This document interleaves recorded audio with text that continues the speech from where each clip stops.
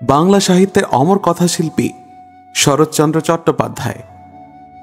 তার কলমে উঠে এসেছে মানুষের সহজ সরল জীবন, দুঃখ সুখ আর সমাজের বাস্তব ছবি। আজকের আলোচনায় থাকছে তার ছোট গল্প ছেলেধরা। একটি গল্প যেখানে গুজব আর ভয়ের মধ্যে লুকিয়ে আছে হাস্যরস, সমাজ বাস্তবতা আর অজ্ঞতার প্রতিচ্ছবি।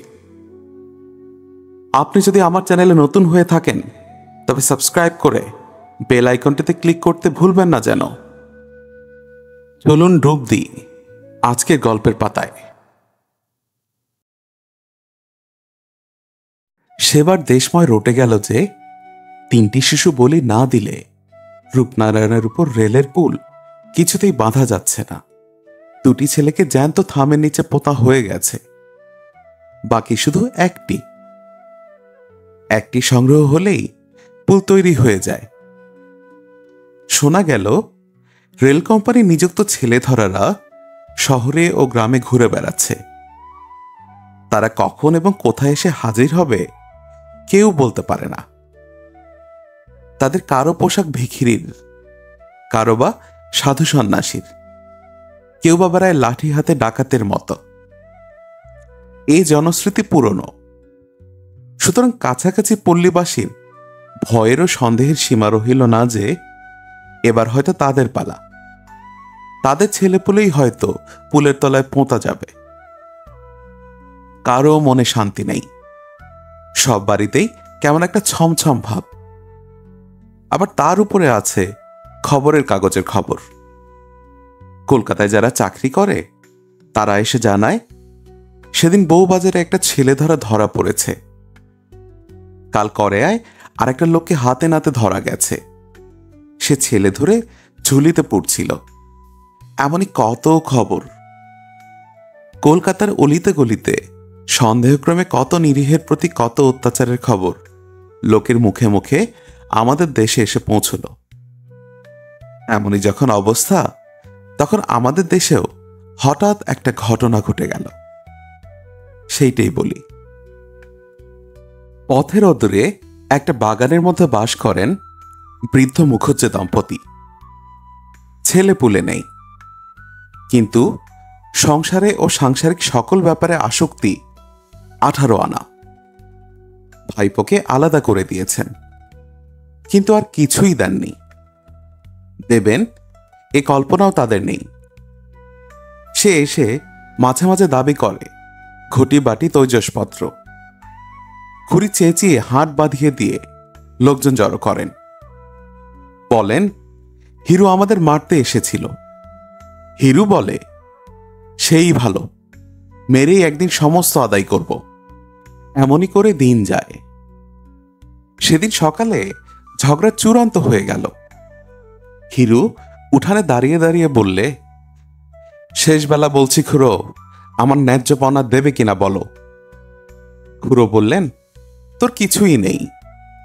নেই না, আদায় করে আমি ছাড়ব। খুড়ি রান্নাঘরে কাজে ছিলেন, বেরিয়ে এসে বললেন, তাহলে যা তোর বাবাকে ডেকে আনগে। হিরু বললে, আমার বাবা স্বর্গে গেছেন, তিনি আসতে পারবেন না। আমি গিয়ে তোমাদের বাবাদের ডেকে আনব।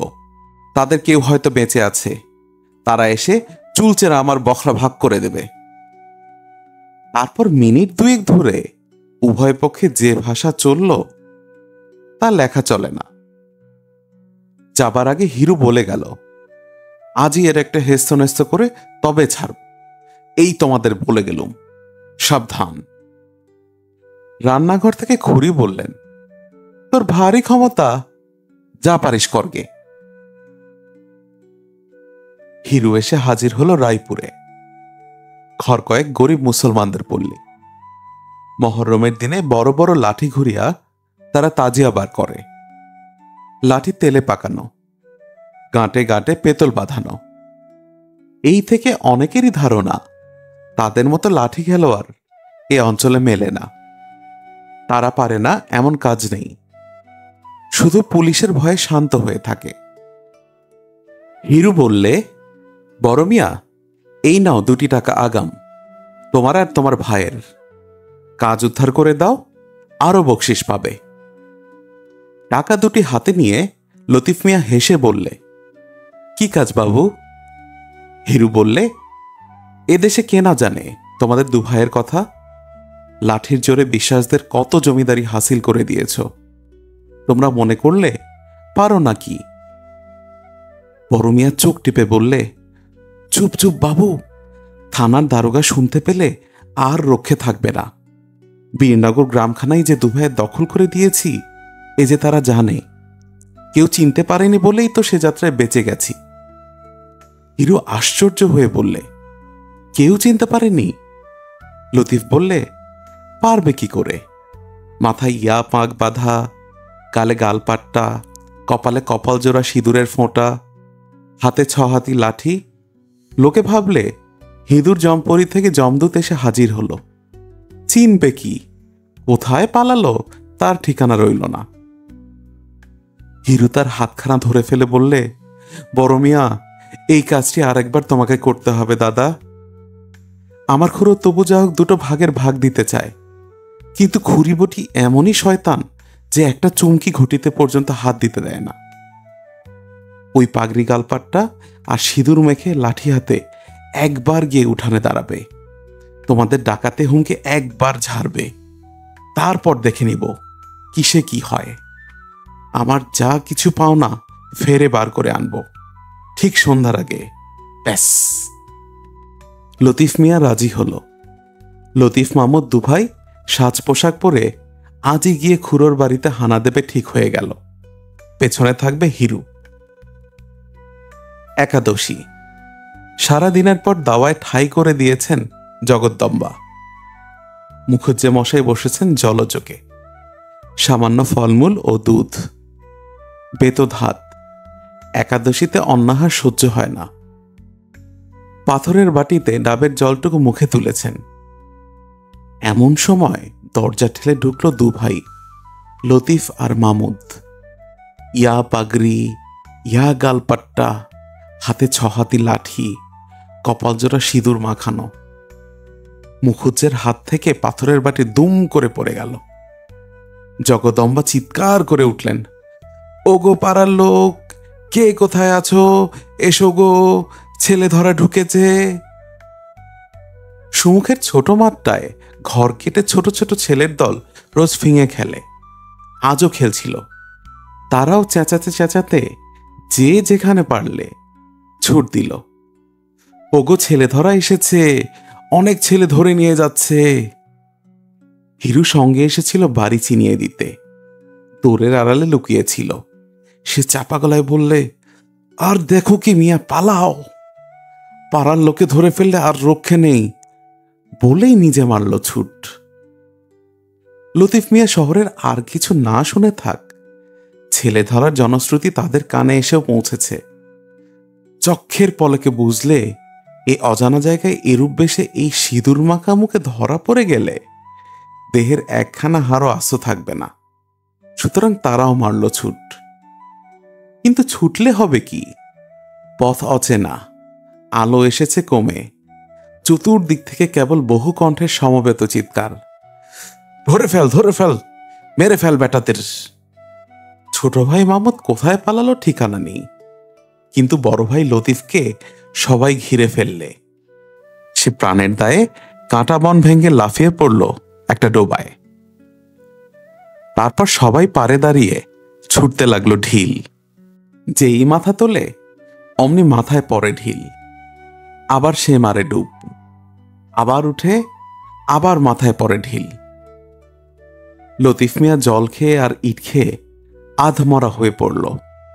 সে যতই হাত জোর করে বলতে চায় যে সে ছেলে ধরা নয়, ছেলে ধরতে আসেনি, ততই লোকের রাগ আর সন্দেহ বেড়ে যায়। তারা বলে, নইলে ওর গাল পাট্টা কেন, ওর পাগড়ি কিসের জন্য, ওর মুখময় এত সিঁদুর এলো কোথা থেকে? পাগড়ি তার খুলে গেছে, গালপাটটা একেধারে ঝুলছে, কপালে সিঁদুর জলে ধুয়ে মুখময় লেগেছে। এসব কথা সে পাড়ের লোকদের বলেই বা কখন, শোনেই বা কে? ততক্ষণে কতগুলি উৎসাহী লোক জলে নেমে লতিফকে হিঁচড়ে টেনে তুলেছে। সে কাঁদতে কাঁদতে কেবল জানাচ্ছে সে লতিফ মিয়া, তার ভাই মামুদ মিয়া, তারা ছেলে ধরা নয়। এমন সময় আমি যাচ্ছিলাম সেই পথে। হাঙ্গামা শুনে নেমে এলাম পুকুর ধারে। আমাকে দেখে উত্তেজিত জনতা আরেকবার উত্তেজিত হয়ে উঠল। সবাই সমস্বরে বলতে লাগলো তারা একটা ছেলে ধরা ধরেছে। লোকটার অবস্থা দেখে চোখে জল এলো। তার মুখ দিয়ে কথা বেরোবার শক্তি নেই। গালপাট্টায়, পাগড়িতে, সিঁদুরে রক্তে মাখামাখি। শুধু হাত জোর করছে আর কাঁদছে। জিজ্ঞাসা করলুম, ও কার ছেলে চুরি করেছে? কে নালিশ করেছে? তারা বললে, তা কে জানে। ছেলে কই? তাই বা কে জানে। তবে এমন করে মারছ কেন? কে একজন বুদ্ধিমান বললে, ছেলে বোধহয় ও পাকে পুঁতে রেখেছে, রাত্রিরে তুলে নিয়ে যাবে, বলি দিয়ে পুলের তলায় পুঁতবে। বললুম, মরা ছেলে কখনো বলি দেওয়া যায়? তারা বললে, মরা হবে কেন, জ্যান্ত ছেলে। পাকে পুঁতে রাখলে ছেলে জ্যান্ত থাকে কখনো? যুক্তিটা তখন অনেকের কাছে সমীচীন বোধ হলো। এতক্ষণ উত্তেজনার মুখে সে কথা কেউ ভাববারই সময় পায়নি। বললুম, ছাড়ো ওকে। লোকটাকে জিজ্ঞেস করলুম, মিয়া, ব্যাপারটা সত্যি কি বলো তো? এখন অভয় পেয়ে লোকটা কাঁদতে কাঁদতে সমস্ত ঘটনা বিবৃত করলে। মুখের দম্পতির উপর কারো সহানুভূতি ছিল না। শুনে অনেকের করুণাও হলো। বললুম, লতিফ, বাড়ি যাও, আর কখনো এসব কাজে এসো না।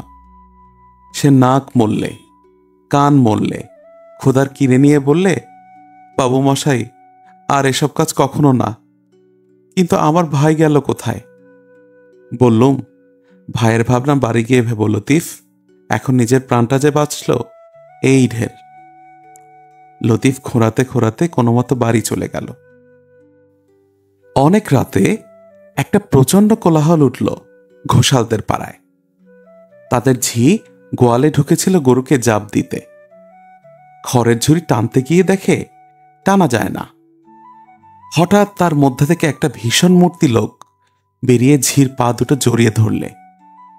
ঝি যতই চেঁচায়, বেরো গো, কে কোথা আছো, ভূত আমাকে খেয়ে ফেললে, ভূত ততই তার মুখ চেপে ধরে বলে, মা গো, আমাকে বাঁচাও, আমি ভূত পেরেত নই, আমি মানুষ। চিৎকারে বাড়ির কর্তা আলো নিয়ে লোকজন নিয়ে এসে উপস্থিত। আগের ঘটনা গায়ের সবাই শুনেছে। সুতরাং ছোট ভাইয়ের ভাগ্যে বড় ভাইয়ের দুর্গতি আর ঘটল না। সবাই সহজে বিশ্বাস করলে এই সেই মামুদ মিয়া, ভূত নয়। ঘোষাল তাকে ছেড়ে দিলে। শুধু তার সেই পাকা লাঠিটি কেড়ে নিয়ে বললে, ছোট মিয়া, সমস্ত জীবন মনে থাকবে বলে এটা রেখে দিলুম। মুখের ওইসব রং টং ধুয়ে ফেলে এখন আস্তে আস্তে ঘরে যাও। কৃতজ্ঞ মামুদ 100 সেলাম জানিয়ে ধীরে ধীরে সরে পড়ল। ঘটনাটি ছেলে ভুলানো গল্প নয়, সত্যই আমাদের ওখানে ঘটেছিল।